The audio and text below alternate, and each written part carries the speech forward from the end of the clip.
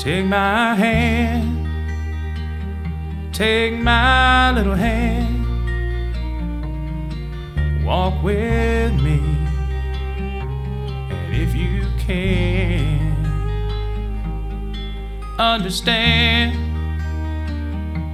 I didn't plan for this road I'm on, but here I stand. Hello, welcome to the Sweet Baby O podcast. I'm Lynn Browder, and I have a son, Owen, who is 10, and he has autism. I started writing about our journey many years ago, and occasionally over the last few years I've done some podcast and radio, and so I decided that I would start this again to share some of our stories, our journeys, our challenges, our successes, and everything in between. It's a lot about my emotions. It's a lot about the ways that I've kind of found through therapy that works for him, and occasionally we will even have a guest or two. So welcome, and today we're going to talk a lot about meltdowns. That seems to be the thing that's happening with us right now. Owen is very hypersensitive to certain things, and right now it's blue pants. And so we are working with his therapist, working with everyone, his doctors, all of this to kind of help him look at blue pants in a different way. He wants the entire world to be in blue pants. And I mean everybody. He especially gets focused on people that he really cares about, but he definitely wants everybody to be in blue pants. Blue pants technically are jeans, but he is fine if they are blue pants. So it's kind of hard to explain to him that not everybody can wear blue pants, not everybody wants to wear blue pants, and not everybody is going to wear blue pants. But when he looks at somebody or he looks at the world, he finds comfort in those repetitive actions or those repetitive colors or whatever it is to be able to kind of control his environment and see it how it is. Or maybe he just likes blue pants. But the problem is he has to understand that he's not going to be able to control everybody's clothing. And as much as I'd like to say, hey world, y'all have to wear blue pants, it's not going to happen. And so we have to find ways for him to be able to adapt, for him to be able to control meltdowns that have been caused because of blue pants. And we have to find ways that it can help him to kind of move forward from that. And as many things as he's gone through, there's always like a circle. You know, he cycles through something and then it's put on a shelf, and then years later, it can be years later, it comes back. And so right now, blue pants, this is the newest thing, but it's kind of entangled with no lights on. He doesn't want any lights on. So each one of these things are steps we have to kind of move forward on. And it's not that I don't want him to like blue pants. It's not that I don't want him to be able to choose not to have any lights on. But the problem is it's affecting his outlook on things and the way that he can deal with going someplace. And so, just taking him to church, taking him to the doctors, taking him to the dentist, all of those things cause meltdowns when he doesn't see the person he wants in blue pants.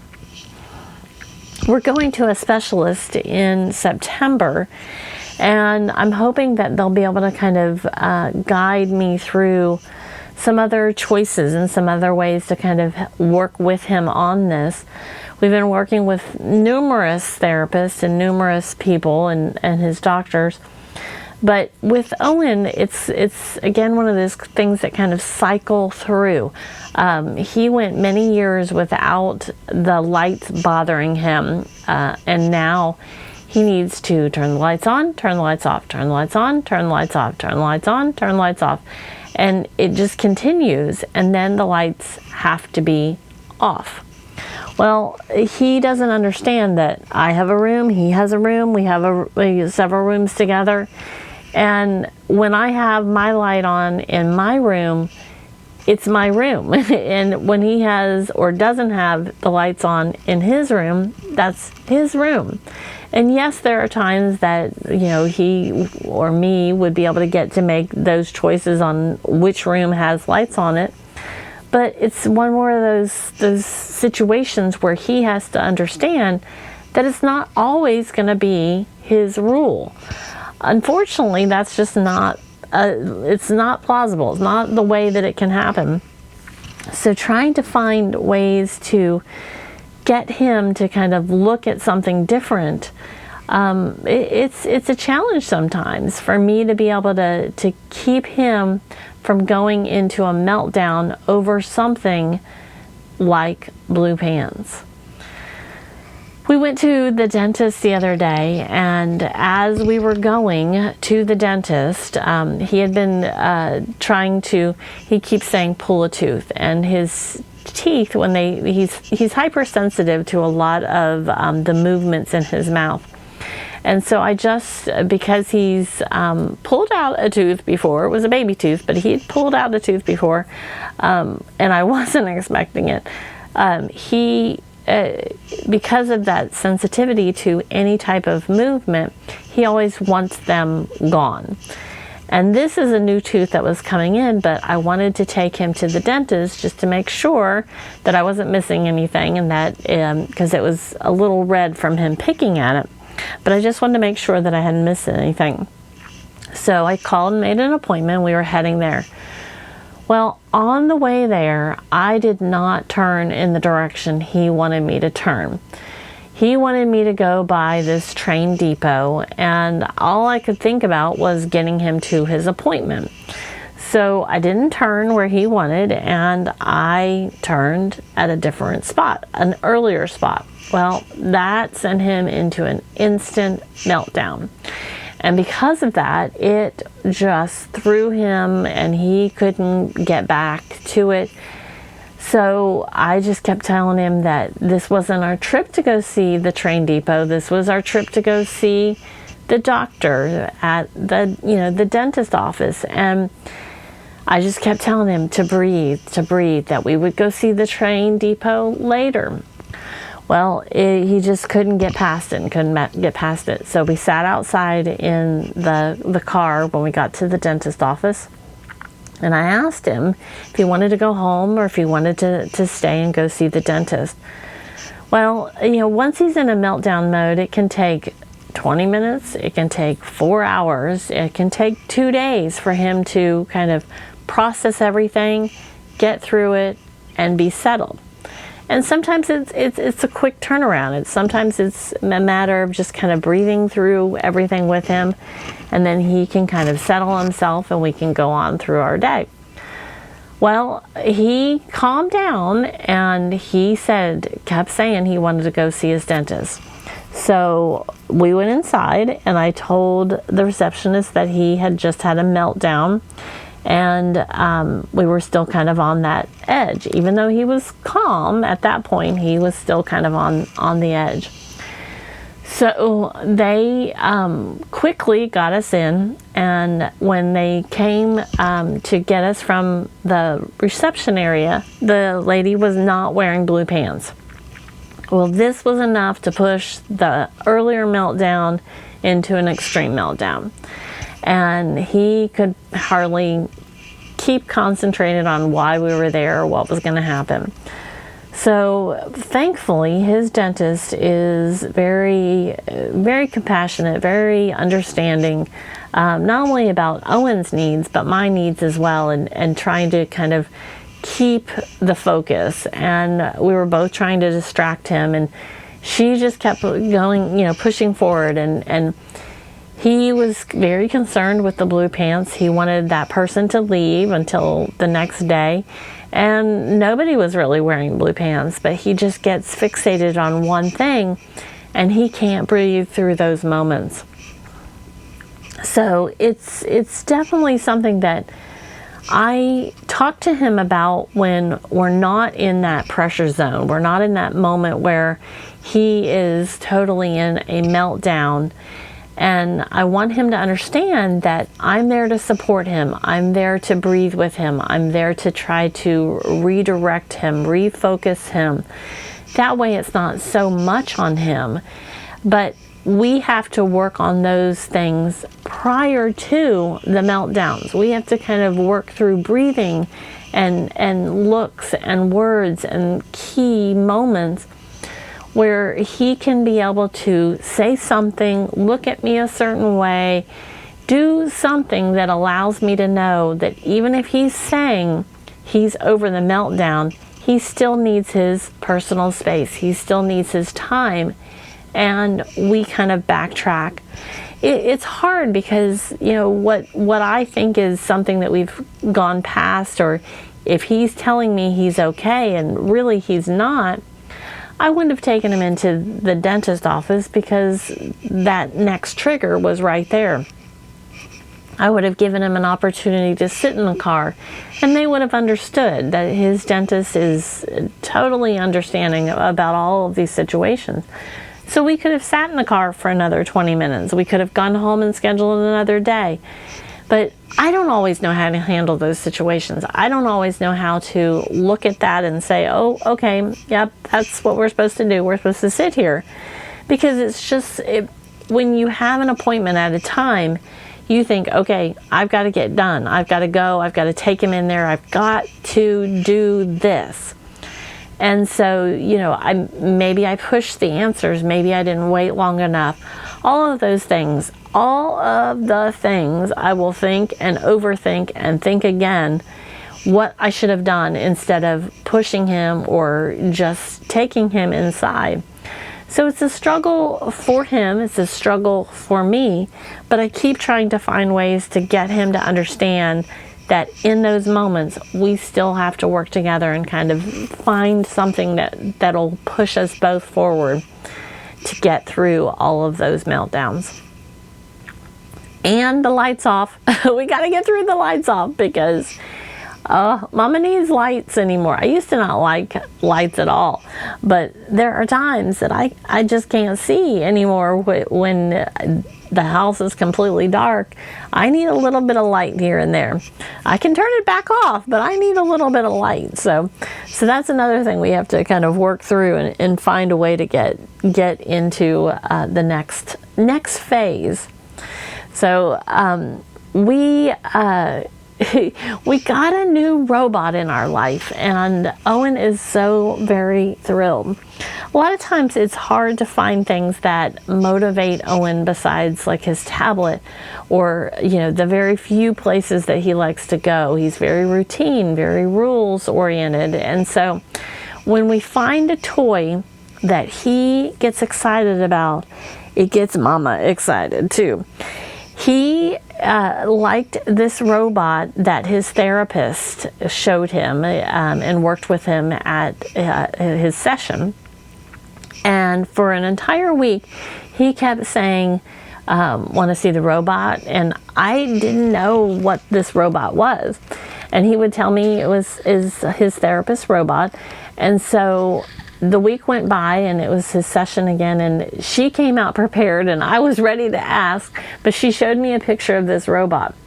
So through several ways, I was able to get a couple of them, because once we have something that we absolutely love, we want more than one. And this was basically a retired robot from Fisher Price, and so I had to find these online. They were used, and then I actually found two more at a thrift store near me, and so we got three. We could kind of spread them out in different places. One went to Grandma's house. But it's always exciting to me when we can find something that he wants to play with and that he wants to look at and interact with and enjoy and take places, because that's not something that he does a lot of. He doesn't necessarily have that connection to all of these toys. And so when I ordered the first one, I explained to him that it was on order and that it would come. And he always, when he's starting to get used to the process of requesting something and then ordering it and it coming to us, and then it comes in a box, and he gets very excited.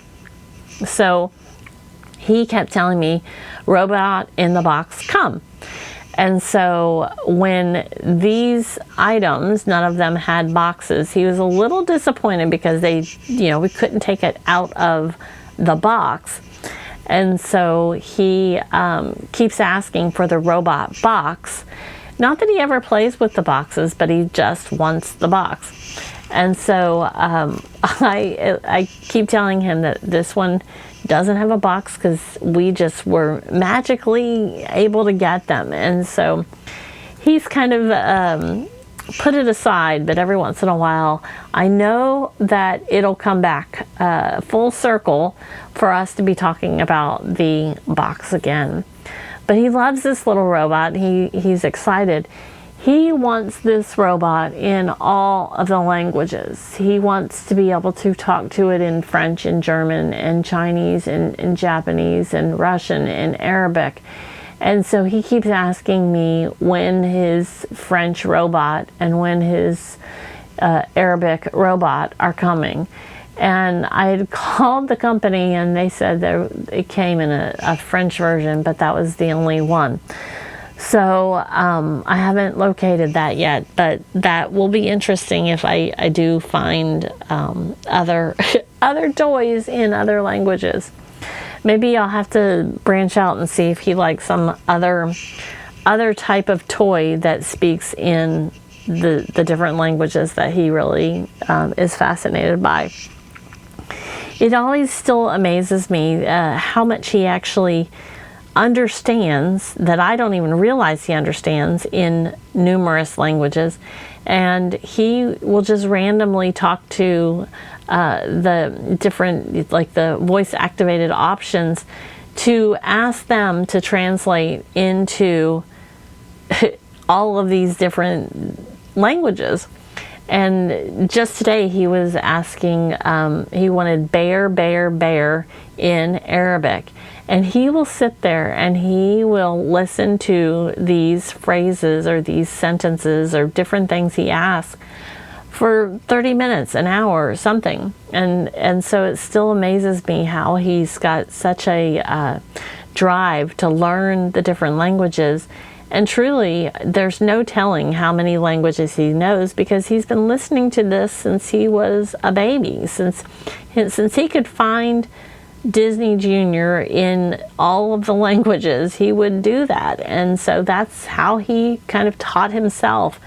And then once I showed him how that he could listen to some of the other options by the voice activated, he just does it on his own and finds all the words and can ask in just numerous languages all types of phrases. So it is very amazing to me. When we're looking at different things, like he ate today so much food, and I always am trying to keep kind of different options available for him, and I always tell him that he has to try at least one bite of something.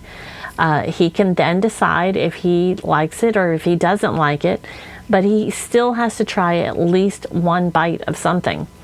And so he's got a pretty good variety of foods that he'll eat, and his appetite has increased tenfold in the last, I can definitely tell he's on a growth spurt. And so, when I'm looking at foods with him, That was one of the best things one of his therapists told me, was to always, offer different options, always kind of rotate his foods, and, try it in different types of temperatures, and maybe cook it a little longer, or, depending on what it was, serve it cold, serve it hot. And I never really understood how important that was until one day I was giving Owen some new chicken nuggets. He hadn't had this variety before, and I put them down in front of him. And for some reason, I turned right back around, and they were over his head ready to throw. And I said, "Put those down, they're chicken nuggets." And he looked at me, and he looked at them, and he put them down, and I said, "Try one." And he can smell the difference in something that he has no interest in immediately. And it doesn't matter if I'm eating it or he's eating it. If it's in another room, it doesn't matter. He can tell that that's something he wants nothing to do with. So he will definitely tell me no, no. And there are foods that I don't even try to make him eat a bite of, because he has an automatic gag reflex from a smell, a texture, a color, or any of those things. And I can tell the difference between him not wanting to try something because he doesn't think he's going to like it, and him not able to try something because of a smell, the sight of it, the texture of it. And it's definitely two different avenues that I have to approach it by, because there are things that he can't tolerate. He can't tolerate the smell of it. And that, again, is even my food. I can't tell you how many times I've been eating something and he will come running from the other room, from his bedroom, from wherever he is, and he will stand in front of me and point to his mouth and say, "Ah, ah," trying to get me to open my mouth so that he can see what I'm eating, to tell me no. And that's how intense his sensory feelings are, his emotions, and it's part of his whole being, because he is so in tune with smells and sights and sounds that even when I'm eating something that he can't handle, which I've learned over the years, it's different things, different times, different ways. And so I didn't know at first what he was trying to explain or try to get me to stop doing something. And so now I try to be a little more sensitive to those issues with him. And thankfully, there's not as many times now when I'm eating something. But when he was a toddler, and probably till about 6 years old, I can't tell you how many times that caused a meltdown because I was eating the wrong food. It's a learning experience for me. It's a huge, huge learning experience for me to be able to kind of figure out what he wants, what he is going through, and what I should do to kind of change those moments in time to help him through. I always tell him that we are a team, and that I don't have all the answers. I don't have all of the solutions, but we have to work together to find what works best for us. And I try to understand his side, and I try to make sure the lights are off when he needs them. But we have to, again, he can't always have his way, and he can't always have everything in that rule book exactly the same. I'd love to give him 100% routine, but that is not how the world works. He is just waiting and waiting and waiting till he can go back to school in August. And he's to the point, this is kind of the turning time of, he loves school so much, and the summers are so hard for him because he doesn't get to go to school. He went to summer school, but that ended, and then here he is. He's got, another month before he goes to school. And this is kind of where he doesn't believe it. He doesn't believe that it's going to happen, because he will say that it's July, and he'll then say, it's August when he goes back to school. And it breaks my heart, because he wants routine so badly that he can't understand the time frame, and that we can't have school today. And it's very hard, because that Monday through Friday means so much to him. And for him to not be able to have, exactly what he loves and exactly what he wants, it again kind of pushes him to not want to go anywhere, not want to see anything or do anything, because he is waiting for exactly what he needs, his routine and everything to go according to plan. So it's a learning experience for me. It's a learning curve. I'm learning, he's learning. We're growing together. I always say, autism wasn't important to me until autism was important to me.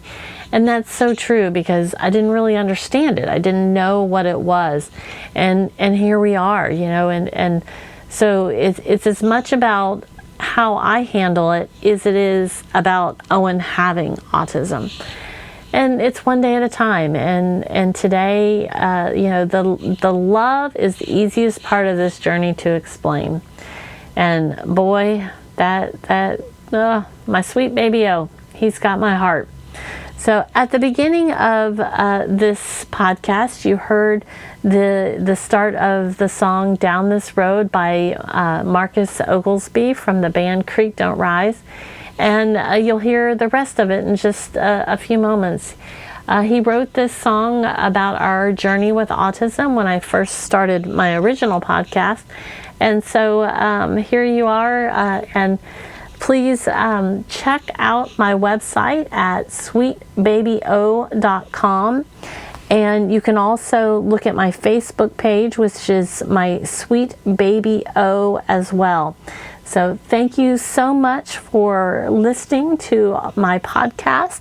And please reach out to me if you have other questions. You can find me at the different sweetbabyo.com or my Facebook page, and I'll be happy to answer some of those questions. So thank you for listening to the Sweet Baby O podcast. Life ain't always what we thought it would be. Sometimes heavy is the load. I won't give up on you. Don't give up on me. Take my hand down this road. Take my hand down this road, and understand, I understand, you don't understand the way I am. When you cry, and I don't know why, I'll make you smile when you cry. Where this road will lead, nobody knows. Just come with me and let's see just how far it goes. Take my hand, take my little hand, walk with me, and if you can,